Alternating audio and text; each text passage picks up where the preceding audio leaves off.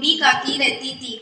उसके पति तथा उसके बेटों का देहांत पहले ही हो चुका था, इसलिए वह अकेली रहती थी। कुछ दिन बाद उस बूढ़ी काकी का भतीजा अपनी पत्नी के साथ उसके घर आता है। प्रणाम। आना हुआ तुम्हारा। हाँ काकी, हम आपसे मिलने आए हैं। आपकी तबीयत कैसी है? ठीक हूँ बेटा, तुम्हें तो पता ही है ना बुढ़ापा कैसा होता है। हाँ काकी, हम आपको लेने आए हैं। आपका ध्यान रखने वाला कोई नहीं है। मैं भी आपके बेटे जैसा ही हूँ। मैं आपका खूब ध्यान रखूंगा। हाँ काकी, ये सही कह रहे हैं। ये भी आपके बेटे जैसे ही, ये भी आपके बेटे ही हैं। वहाँ आपके पोता पोती भी हैं, उनसे आपका मन लगा रहेगा और उनको भी दादी का प्यार मिल जाएगा। हाँ बेटा, तुम सही कह रहे हो। वैसे भी बुढ़ापे में अकेला नहीं रहा जाता और ये खाली घर भी काटने को दौड़ता है। कागज किस बात के है तुम्हारे हाथ में? आपके जाने के बाद में कोई तो हो जो इसका ध्यान रख सके। इसके बाद काकी ने अपनी सारी जायदाद अपने भतीजे के नाम कर दी और उनके साथ चली गई।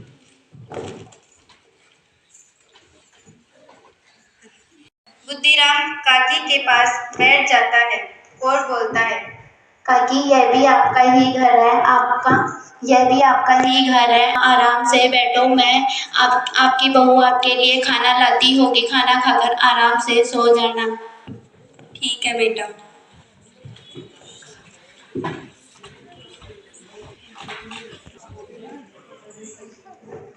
काकी जी, ये लो ना खाना, और कुछ चीज चाहिए हो तो मुझे बता देना। खाना खाना खा के आराम कर लेना। ठीक है बेटा।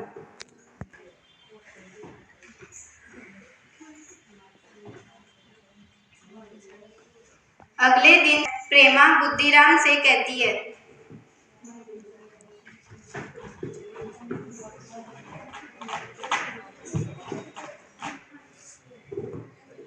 आपको काम पे जाने के लिए देर हो रही होगी। आप बैठो, मैं आपके लिए नाश्ता लेके आती हूँ। ठीक है भाग्यवान।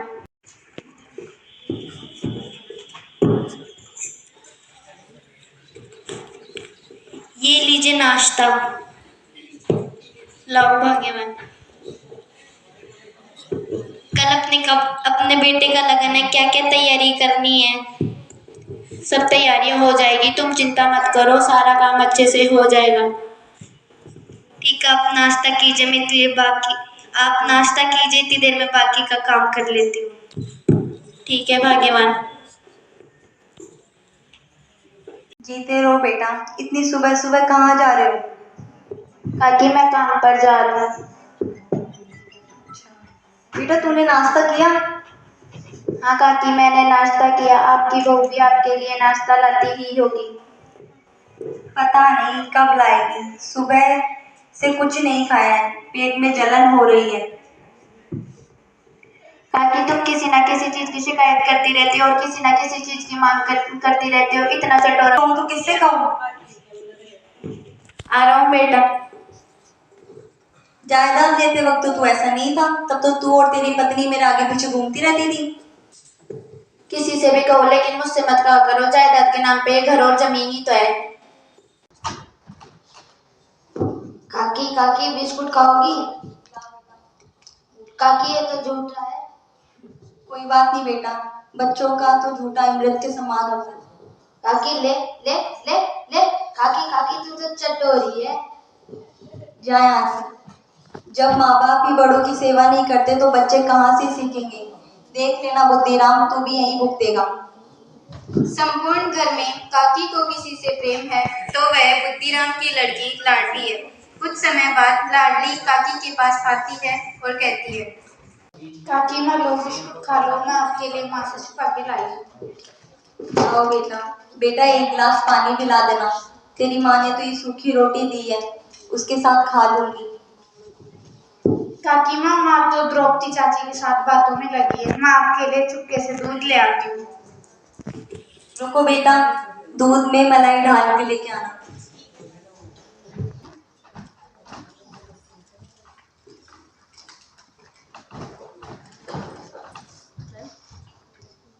कभी दिन तो कभी रातें, जिन्हें पाला था पोसा था, जिन्हें हर पल जगाया था, मगर भूखी रही तन से उन्हें काबिल बनाया था।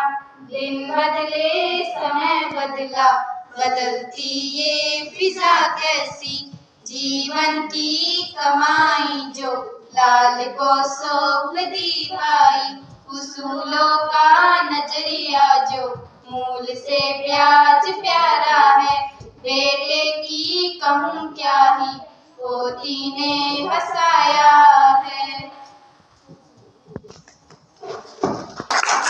काकी की सारी जायदाद तो अपने नाम हो चुकी है।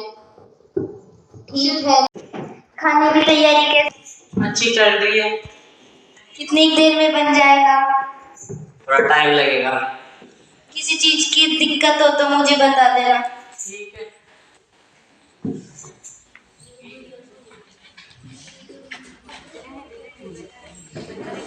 खाने की तैयारी अच्छी चल रही है, शाम तक बन जाएगा। ठीक है भाग्यवान। इतनी देर हो गई है, कोई भोजन लेकर नहीं आया है।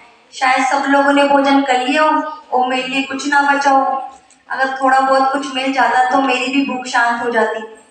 परंतु प्रेमा के डर से उन्होंने मौन धारण कर लिया।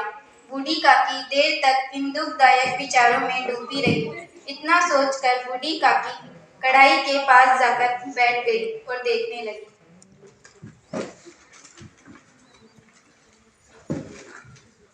प्रेमा और बुद्धिराम अपने अपने कामों में व्यस्त थे।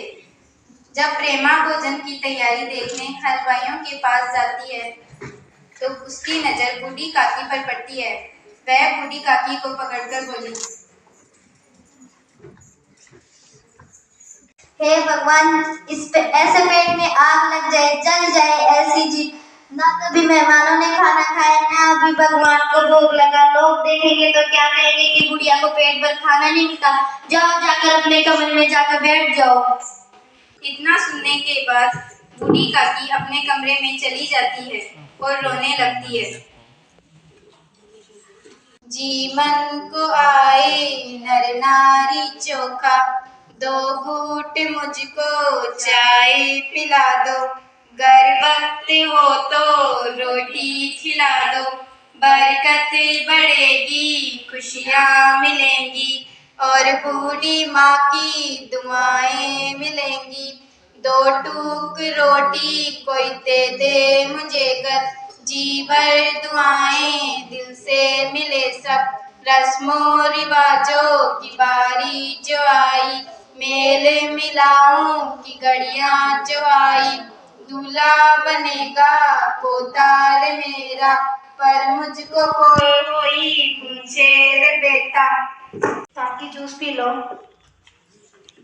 लाओ बेटा। बेटा, मैंने सुबह से कुछ नहीं खाया है, कुछ हो तो ले आओ। ठीक है काकी। आप है ना यहाँ पर आके सभी बैठ जाओ, मैं आपके लिए खाना लगवाता हूँ।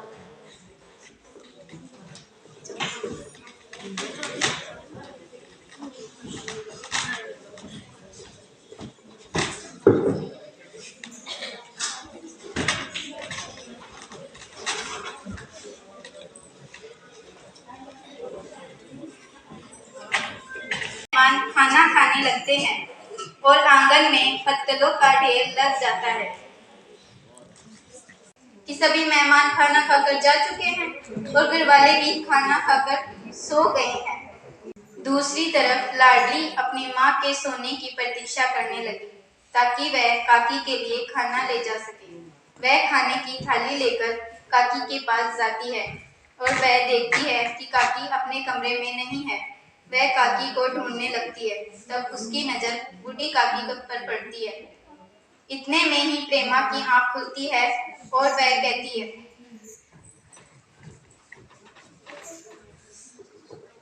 लाडली, ओ बेटा लाडली, कहाँ गई? अभी तो यहीं पे थी। लाडली, ओ बेटा लाडली। फिर वह लाडली को ढूंढने लगती है और आंगन में पहुंच जाती है। प्रेमा देखती है कि बूढ़ी काकी झूठी पत्तलों से खाना खा रही होती है और लाडली एक तरफ हाथ में खाना लिए खड़ी है। इतना देखते ही प्रेमा की आंखों से आंसू आ जाते हैं।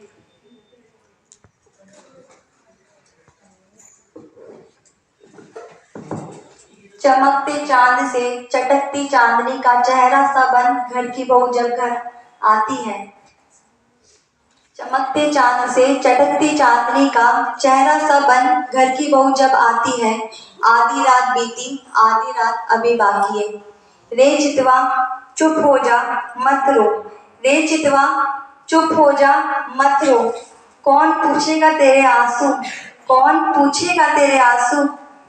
हाय रे काल, हाँ मानवता, हाय रे बुढ़ापा, हाय रे बुढ़ापा।